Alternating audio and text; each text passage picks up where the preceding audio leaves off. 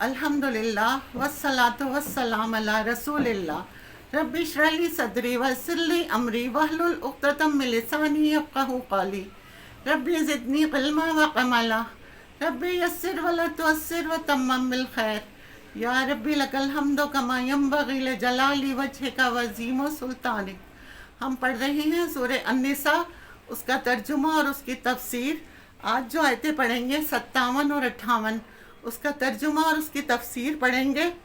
اس کے برعکس والذین آمنوا، وہ لوگ جو ایمان لائے، وعملوا الصالحات، جنہوں نے اچھے کام کیے، یعنی خالی ایمان نہیں، ایمان کے ساتھ نیک عمل بھی مطلوب ہے جنت میں داخلے کے لیے۔ ایمان اور عمل صالح دونوں چیزیں چاہیے۔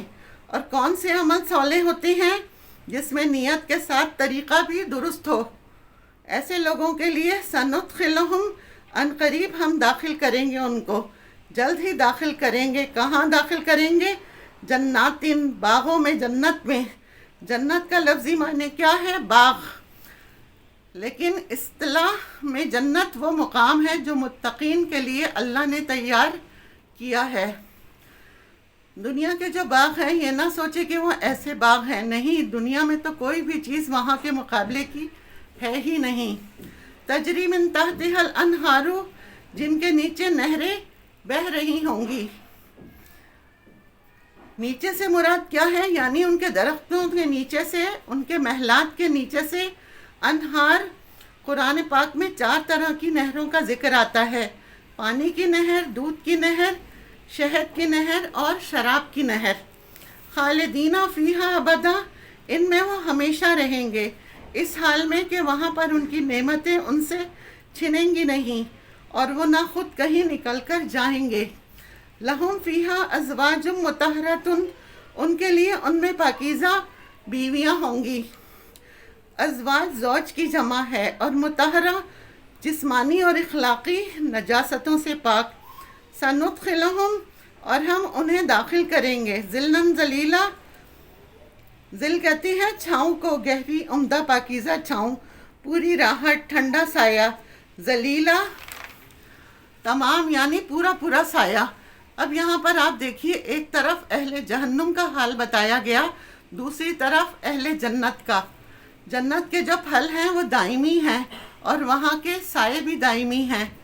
متفق علیہ کی روایت کے مطابق جنت کے سائے کے بارے میں جو حدیث آتی ہے کہ اتنا بڑا درخت ہوگا جس کے سائے کو گھوڑ سوار 100 سال بھی نہ پار کر سکے گا۔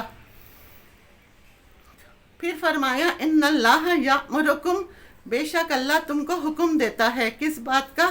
ان تؤدو، کہ تم ادا کرو، کس کو؟ الامانات، امانتوں کو۔ امانات کس کی جمع ہے؟ امانت کی۔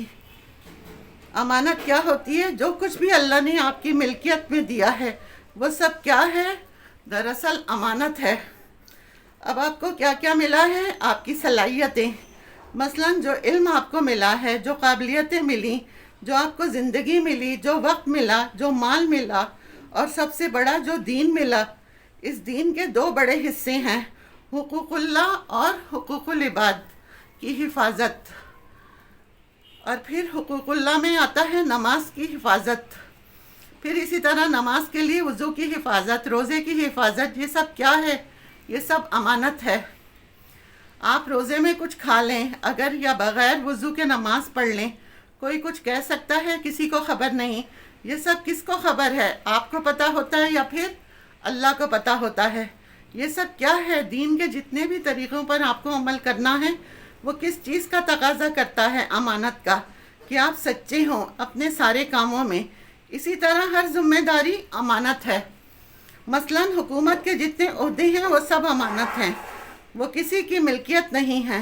اسی طرح جس پر جو رسپانسبلٹی ہے، ذمہ داری ہے، وہ امانت ہے۔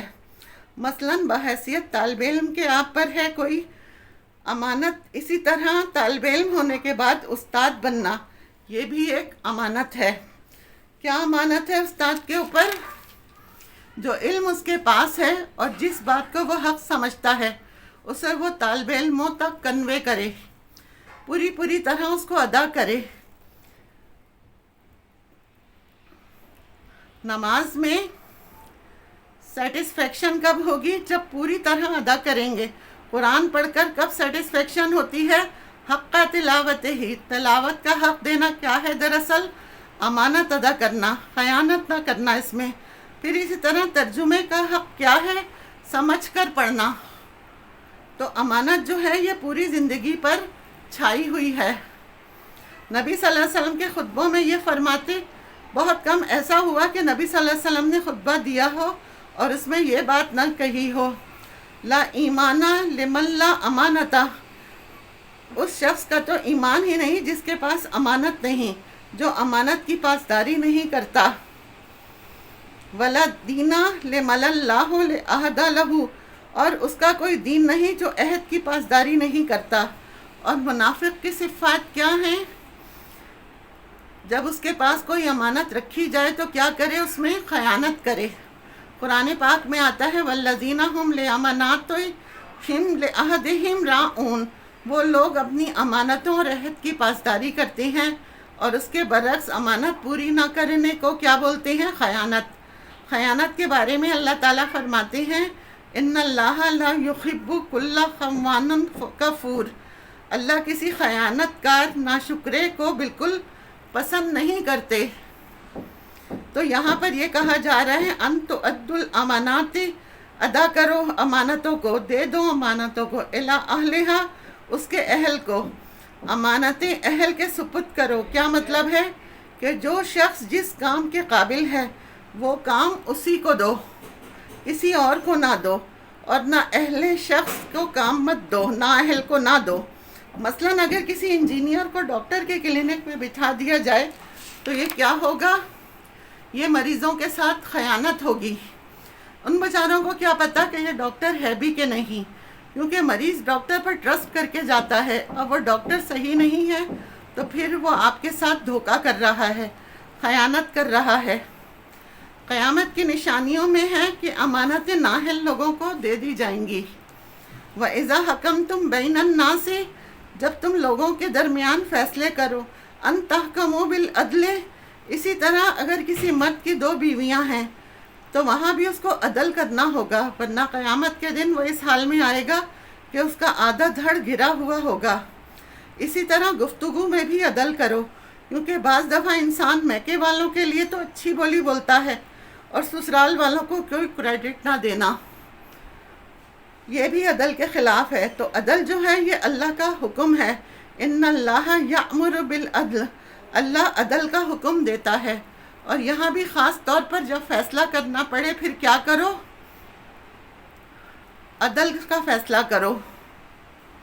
इन्नल्लाह नाइमा याइज़ुकुम बिही, बेशक अल्लाह तुम्हें कितना अच्छा हुक्म दे रहा है, कितनी अच्छी बातों का तुम्हें हुक्म दे रहा है। याइज़ुकुम वाज से है, और वाज कौन सी बात होती है? जो दिलों को नरम कर दे। ये जो तुम्हारे दिलों में उतरने वाली बातें हैं और जो तुम्हारे फ़ायदे की हैं, ख़ास तौर पर जिनके पास कोई ओहदा हो तो उन्हें अदल की ज़रूरत है। इन्नल्लाह काना समीअम बसीरा, क्योंकि अल्लाह ताला सुनने वाला और देखने वाला है, यानी अल्लाह सुन भी रहा है और देख भी रहा है। मामलात को भाग कर जाओगे कहाँ? दो चीज़ों का यहाँ हुक्म है। नंबर एक, अमानतें उनके हक़दारों को लौटाओ। नंबर दो, इंसाफ से काम करो। हदीस में आता है, हाकिम जब तक जुल्म ना करे अल्लाह उसके साथ होता है। जब वो जुल्म का इर्तिकाब करना शुरू करता है तो अल्लाह ताला उसको उसके नफ्स के हवाले कर देता है। आप सल्लल्लाहु अलैहि वसल्लम ने फरमाया, इंसाफ करने वाले अल्लाह के नज़दीक होंगे, रहमान के दाएं जानिब नूर के मिंबरों पर होंगे। वाखिर दावाना अनिल हम्दुलिल्लाहि रब्बिल आलमीन।